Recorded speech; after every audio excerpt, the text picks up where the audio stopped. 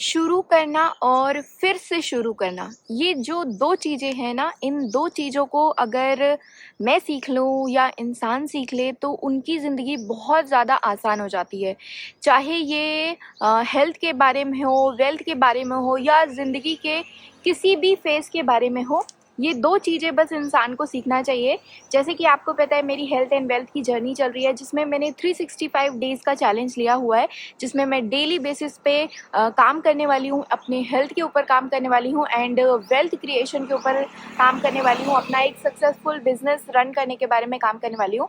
तो कुछ कुछ चीज़ों की वजह से बहुत बार ऐसा होता है कि हम जो सोचे रहते हैं आज का दिन बहुत सही है और जैसा हमने सोचा वैसा ही हुआ, लेकिन कल कुछ परिस्थितियों की वजह से, कुछ सिचुएशंस की वजह से वैसा नहीं हो पाया जैसा हमने सोचा था।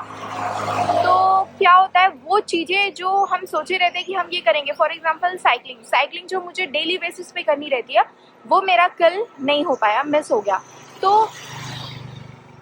बीच में रुक गया। तो उस चीज़ को शुरू करना, पहली बात तो पहले डिसाइड करना कि मुझे ये करना है और फिर उसके बाद वापस से बंद हो जाने के बाद वापस से शुरू करना उसको,